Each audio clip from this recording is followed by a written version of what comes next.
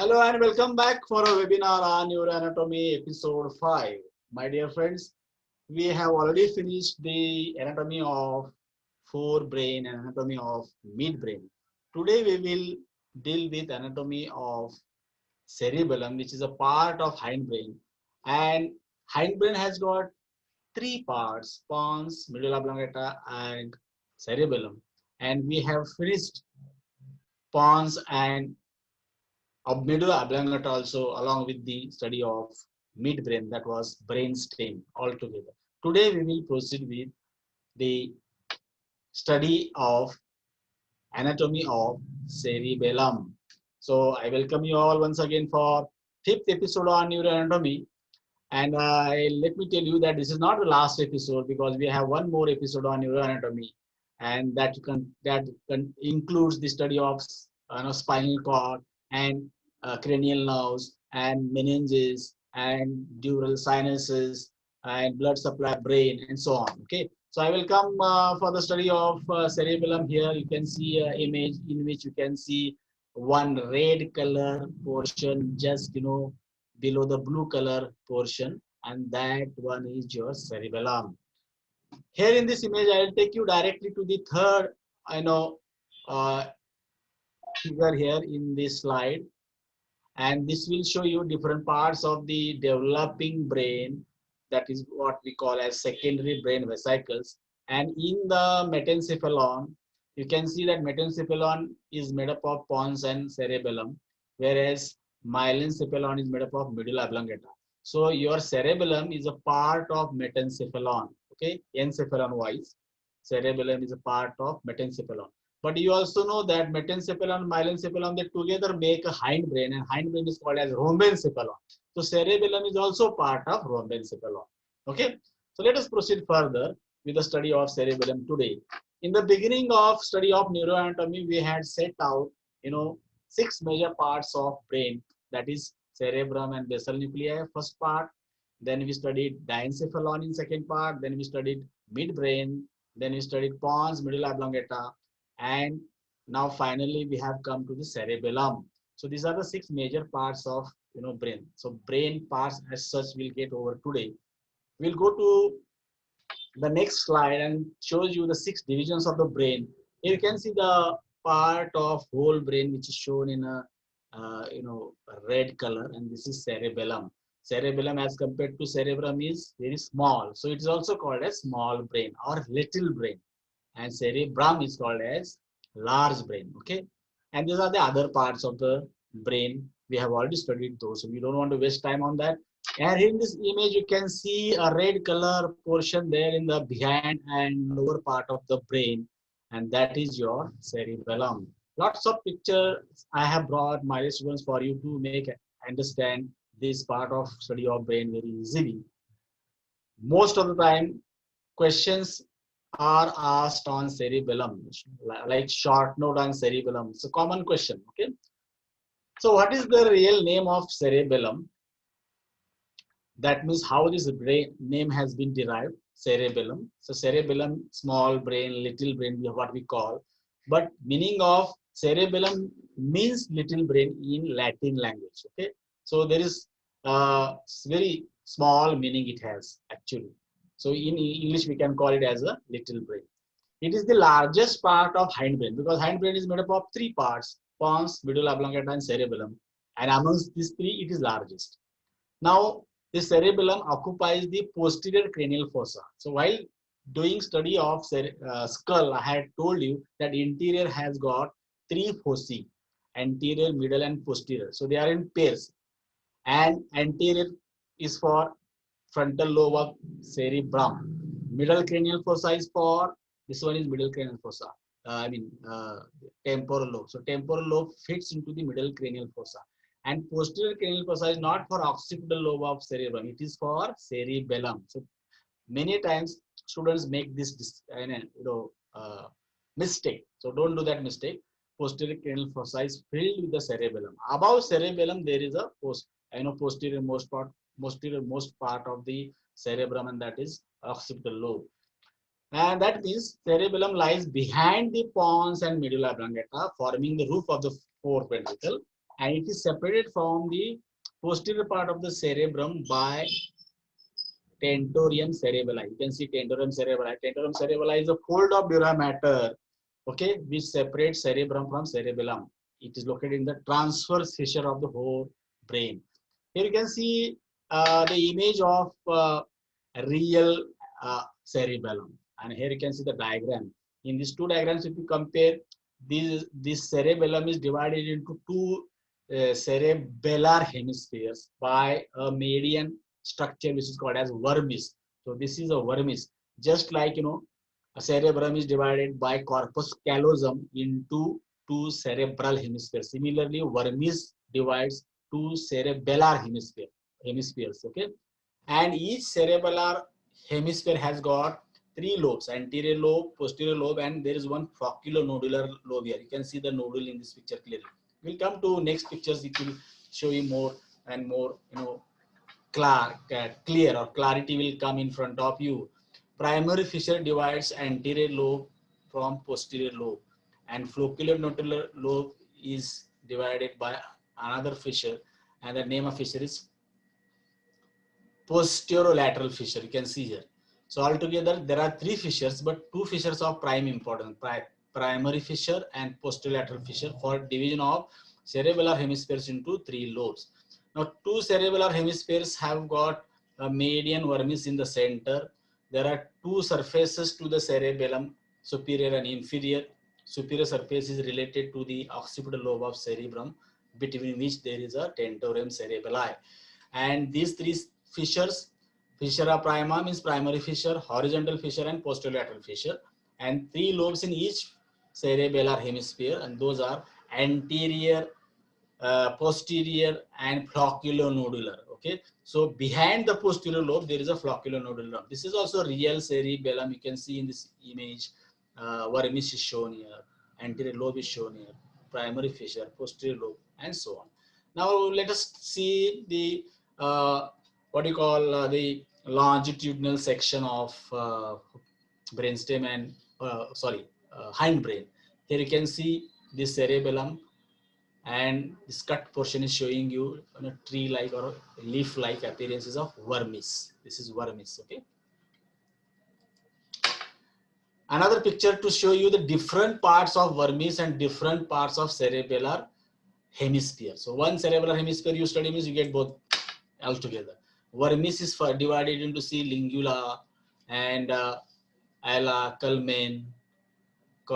You can see here lobulus simplex. You can see here tuber, pyramid, and uvula. Similarly, this cerebellar hemisphere is also further divided into ala, quadrangular lobule, lobule simplex, superior seminar lobule, inferior seminar lobule, biventral lobule, okay, and tonsil.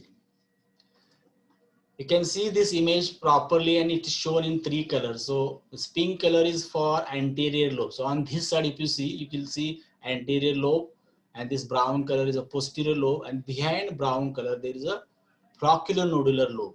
So in between flocculonodular lobe and posterior lobe there is a posterolateral fissure, and fissura prima is located between anterior and posterior lobe. But there is one horizontal fissure which lies within the posterior lobe. So this difference we have to make.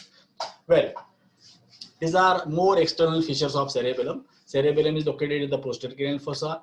Tentorium cerebelli, it separates cerebellum from cerebrum, and fourth ventricle lies behind the brainstem in front of cerebellum.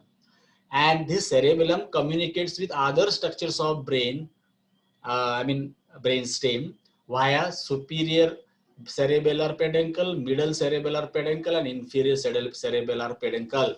And longitudinal division of cerebellum, if you see, you get vermis in the center, then two straps of paravolunar region, and then two cerebellar hemispheres. And if you see the transverse division, you will get three lobes which are divided by two fissures: anterior lobe, posterior lobe, and the last is flocculonodular lobe. Anterior lobe and posterior lobe is divided by primary fissure, and posterior lobe and flocculonodular lobe is divided by deep posterolateral fissure that I have shown to you in the images. Once again, I'll show you another image later on. Meanwhile, you see the subdivision of flocculonodular lobe. It's a very small lobe. The term itself tells you that it is made up of two parts. One is nodulus, means nodule. Other is flocculus. So flocculonodular lobe is made up of nodulus and flocculus. Anterior lobe is made up of vermis in the center and two cerebral hemispheres on each side. Vermis has got lingula and central lobule, and hemisphere has got ala and central lobule. Then post-central fissure, after that you get culmen in vermis, then quadrangular lobule in hemisphere. Likewise, other parts also you get in vermis. So in posterior lobe you get decli and simple lobule in hemisphere. Some of the names you will have to do biad if you want to write all these in exams.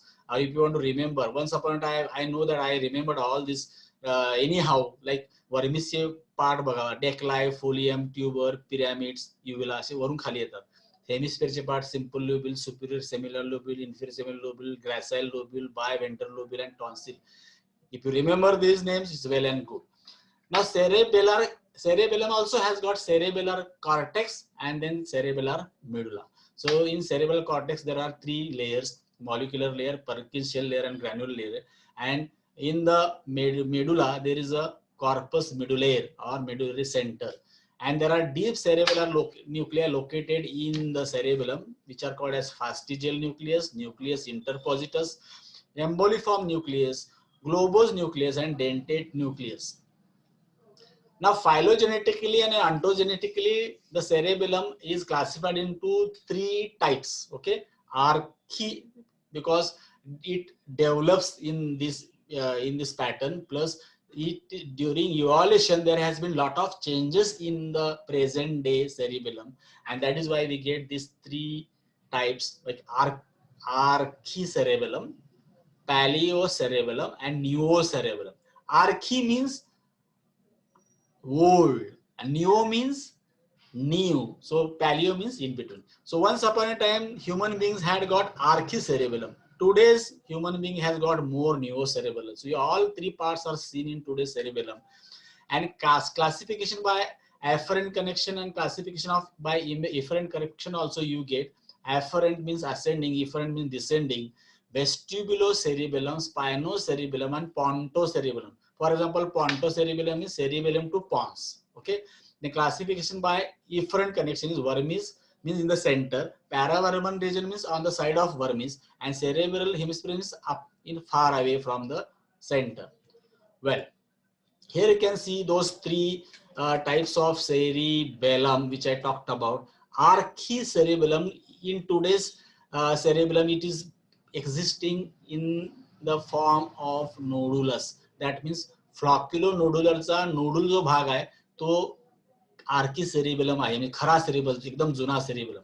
Now archaeocerebellum second part is flocculus. That means again part of flocculonodular lobe. This archaeocerebellum, J archaeocerebellum चे दोन्ही भाग आहेत ते एकदम what you call primitive cerebellum. That is what is called as. Then comes paleocerebellum. So paleocerebellum is today's anterior lobe, and neocerebellum is today's posterior lobe. So this neocerebellum is the new cerebellum. That means your cerebellum is getting day by day enriched. Once upon a time cerebellum was like this, then it became like this, and then it became like this, and today we have a cerebellum of this kind. This is a flocculonodular lobe. So nodulus means in the center, flocculus from both the sides, because human being has taken erect posture due to evolution after so many years. So that is why there was a necessary of adding on cerebellum, and that was neocerebellum. Because of neocerebellum you have got more control over your balance, because the main function of cerebellum is for balance and posture. So if you remember these three words, well and good. Here you can see the connections. Spinocerebellum means spinal cord to, ponto means to the pons, vestibulocerebellum means to the midbrain, and you can see this anterior lobe, you can see the posterior lobe here, different colors. You can see the follicular lobe. Okay. Here you can see the vermis in the center, which is shown in the pink color, and you can see the paravermal regions on both the sides, and this white color is all cerebellar hemispheres, and these are these parts and nuclei which we talked about those earlier. Now connection with the brainstem. Okay, now there are three peduncles to the cerebellum. Peduncles म्हणजे देठ. Okay, so the cerebellum is connected to the brainstem by 3 peduncles. Superior cerebellar peduncle is here, and on the superior side there is a midbrain. So connects with the midbrain. So superior cerebellar peduncle connects with the midbrain, and it's called as brachium conjunctivum. Okay, conjunctivum. Middle cerebellum you can see here, and it is in the middle, so it connects with pons, brachium pontis. Inferior cerebral peduncle is located here, and it is connecting with the medulla oblongata, restiform body. So these are the cerebellar peduncles in short. Now cerebellum is also called a little brain, and it is the second largest part of the brain. So in all brain, for largest part is cerebrum, and second largest part is cerebellum. म्हणजे दुसरा number पुन्हा ह्या पूर्ण brain मध्ये त्याचा आलेला आहे, because 10% of the whole brain mass is made up of cerebellum. Okay, it provides precise timing and appropriate patterns of skeletal muscle contraction to coordinate repetitive body movements and help learning complex motor behaviors. We're talking about some functions here. It adjusts the postural muscles of the body, and it controls balance and equilibrium.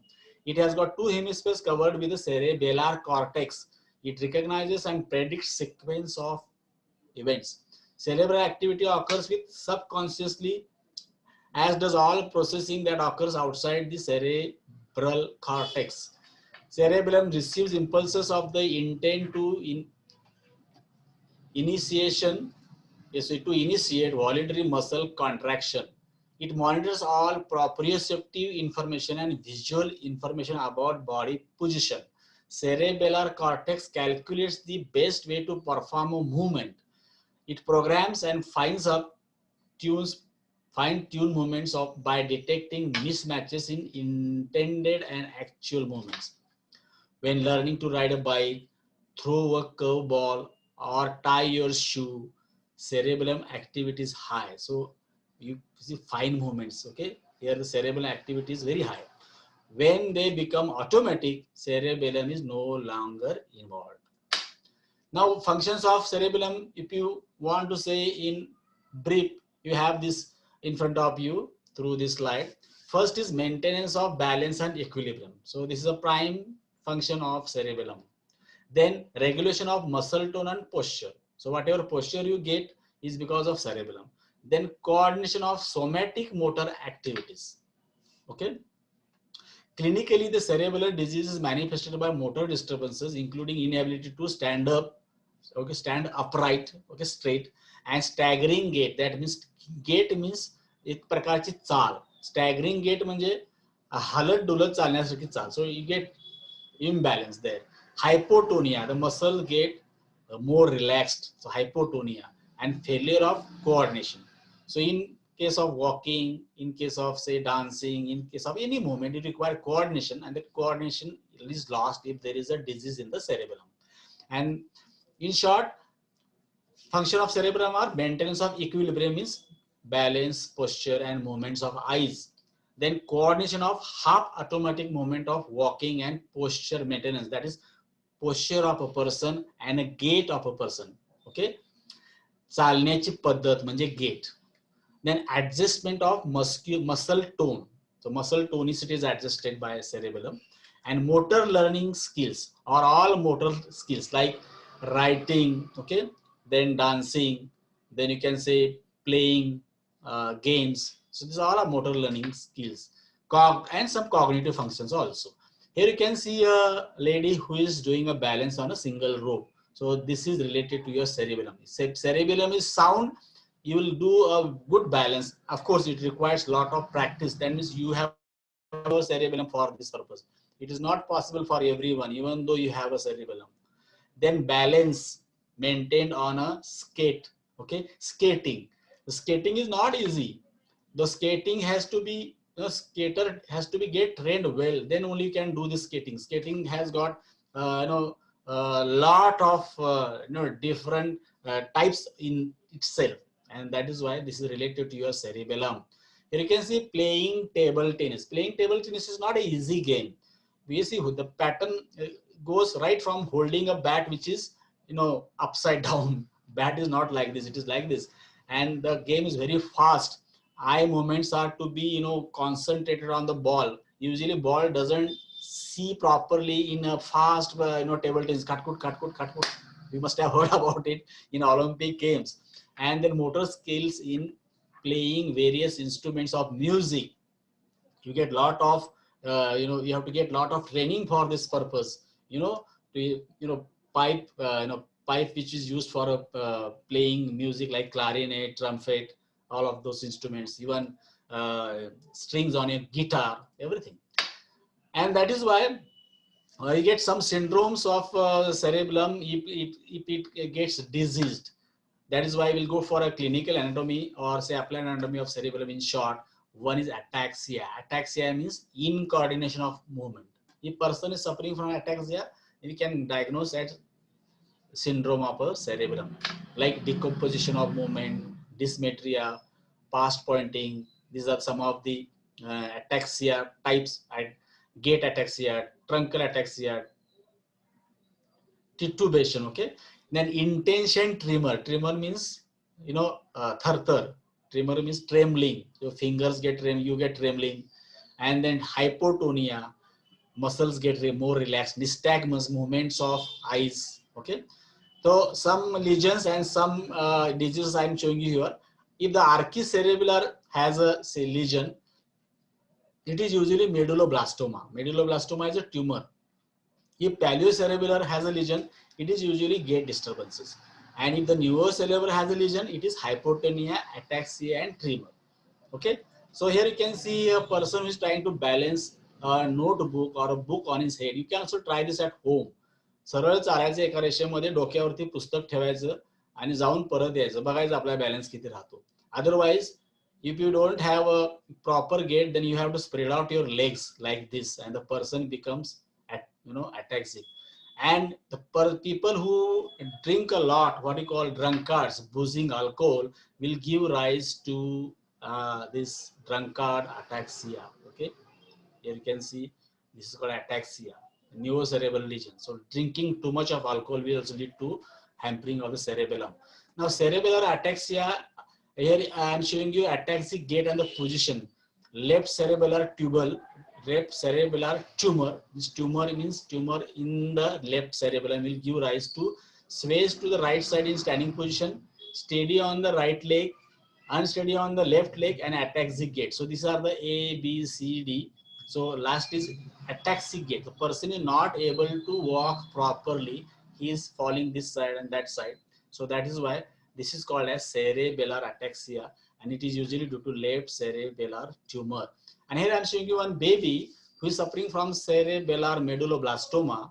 So cerebellar tumors on vermis causes truncal ataxia and frequent falling. So this child in this picture would not try to stand up unsupported. She is not able to stand unsupported. So she would not let go of the bed without the railing if she was to stood on the floor. So if she has to stand on the floor, she has to catch hold of the railing of the bed, and this is the diagnosis for your cellular medulloblastoma.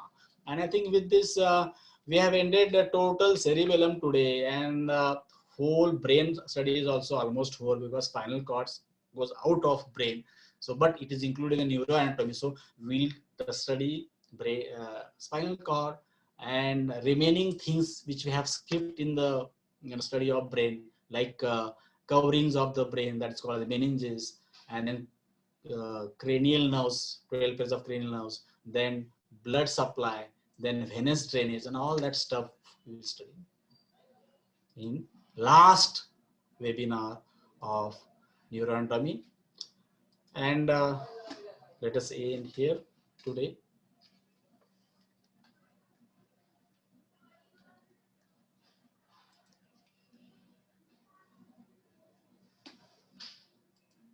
Yes, so let us take a break today here itself, and come back again on some other day in next week. I'll inform that to you all.